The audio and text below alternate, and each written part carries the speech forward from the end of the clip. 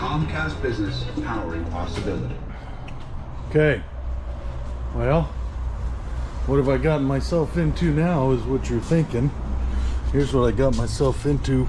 Bam! Look at that. Woo! HVLP Slim X Light. XI Light, I think it says. Anyway, I don't even know if that's the name, but it was a real fancy paint gun. I decided to buy it. Wallcom. Okay, folks, I've painted a bunch of frames. This will be, I think, the 5th or the 6th frame that I'm painting, but this will be the first one that I'm going to use Bondo on, and it'll be the first one that I'm going to do base coat, clear coat. So let's hope I don't screw it up. I'm going to Bondo all of this, get rid of all those divots from the rust, just a slim coat of Bondo. And here's what I got. The color's going to be a surprise. There's the base coat, that'll be a surprise. Here's the primer. We're going to use this Essentials primer. It's that's what it's called, Del Fleet Essentials primer, epoxy primer. So it's a real strong stuff, bites real hard. I'm all set up with my reducers, my hardeners, my all kinds of stuff, my data sheets for mixing the paint. I've got gravity fed cups so I can shoot upside down and not lose pressure. I got my paint suit, my paint cleaning buckets, and here's my here's the Bondo we're gonna use, Z Grip. All right, we'll see what that is. Anyway, we're gonna mix this. We're gonna spread it all over the frame, around here, around there, around everywhere, and make it nice and smooth. That way when you're looking at the side of the frame, it'll be real clean. This is truly overkill. This is absolute overkill, but I didn't do it on my tow truck, and you can see on the steel where on the parts where the steel is pitted, and I regret not doing it on that. And one day I might get pissed off enough and resand it and Bondo it and paint that. But for now, since I already have this here and open, I'm gonna go ahead and try my luck at skimming some flat metal surface. How hard can it be, huh? All right, we'll see. Call me the Bondo King. I've never done Bondo, but I'm gonna do it once. I'm gonna do it so well, you're gonna be like, oh my God, George is like the best Bondo guy in the world. So we're just gonna call him Bondo King. I read the instructions, watch a couple YouTube videos. I now consider myself a professional Bondo man. Stay tuned. Okay. It's about the worst Bondo job I've ever seen. Yep. Go ahead. Talk smack. But if you ain't done Bondo, I don't want to hear it. Because I've never done Bondo. This is the first time I'm putting Bondo. I splattered it everywhere, all over the floor. Then the first batch I mixed was hardened in like 10 minutes. And then I realized why, because the garage door was open and it was beating in the sun. So now I am waiting for it for about 15 minutes, and then I'm gonna sand it, see how this frame rail turns out. So that's about all the Bondo. So basically this one frame rail is pretty much done once I sand it. And look at this, I got it all over the place, man, everywhere. Oh good Lord, I suck today at this. Look, I've never done Bondo. I'm learning, and I'm taking you guys with me. I hope you learn from me. Okay, well, today's not a good day in George land. Last night I Bondoed the living heck out of this frame, and I mixed 4 different batches of Bondo, and one of them I didn't put enough hardener in. So I couldn't sand it last night. I sanded all that I could. And this, I need to figure out how to touch all this up. I just did a horrible job of detail work, but you got to remember this is a semi-truck frame. It's not a Cadillac. One thing I do wish I would have did is weighed the Bondo and weighed the hardener on a scale, so I know I'm putting the exact measurements in there. But I couldn't get under here, but you can see the difference in the metal there, how it's pitted, and it's not pitted over there, you know, or where the fifth wheel was and all that stuff. So I sanded it all down.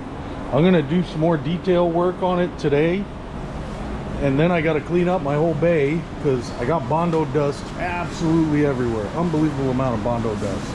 I wish I would have did this outside, but you can see where it didn't get hard. I don't know if you can tell the different color. Yeah, it's a little brighter, a little darker over here, a little darker over here. It's darker here. So I don't know if I'm going to remud that or what I'm going to do yet. I got to call my buddy who owns a body shop, and he gives me advice on all this, and that's how I learned how to do this, and he helps out a lot. So anyway, this is what I'm doing. So let's see, the Bondo, I'm almost regretting doing the Bondo. I wish I would have just shot the frame raw, and who cares about the rust indentations, because it got bead blasted. It's not like it's coming back, but it is what it is. I Bondoed it, now I got to sand it and finish it. All right. Okay, well, today was supposed to be prime day and paint and maybe clear coat. It turned out to be none of those. It turned out to be nothing but clean and Bondo. Ooh, this is someone flying down the road. It turned out to be nothing but clean and Bondo. Like I said, it didn't harden the way I wanted it to. I had to clean it all off, sand everything, but I was able to fix that mistake. Well, I started cleaning some more. Guess what I found? Grease boogers for days, because they completely missed the slack adjuster, and in between the slack adjuster and that bracket and the whole S-cam mount was absolutely full of grease. So I had to clean all 4 slack adjusters. I probably got, I don't know, maybe a half a bucket of grease. I know that's a lot. Half a bucket of grease out of there from those things. It was completely caked with grease in between and dirt, and then from the sandblaster. And this is my fault. You know why? Because I should have steam cleaned the truck before I took it to the bead blaster, but I didn't want to introduce water to it and then take it to the bead blaster, because then it turns into a big mess for him. So next time I just need to steam clean it, let it dry properly, then take it into the bead blaster. And I'm not going to paint the air cans. I'm not going to paint the slack adjusters, because those are getting replaced. So what I'm focusing on is the frame rails inside and out, the cross members inside and out, and the suspension up, down, inside and out. The torsion arms, not so much. Oh, and the axles. So I did sand this down, just put a little filler in there. And yeah, now I got to clean everything. Now I got to degrease, like spots like that. I got to make sure there's no grease on there, because if there's grease, the paint won't adhere to it and it'll fall off over time. So yeah, today turned into a big letdown, but I'm gonna keep going. Let's see what happens. I got all the P clamps removed. I got the inner frame rail all cleaned up. You notice I pulled everything back from the frame so I can get in there. Wham with the gun, wham with the gun. Okay, that's what I'm gonna do. And we'll see if we can salvage something. Yeah, this turned into an absolute pain of a cleaning job today, but it's getting done. Okay, stay tuned.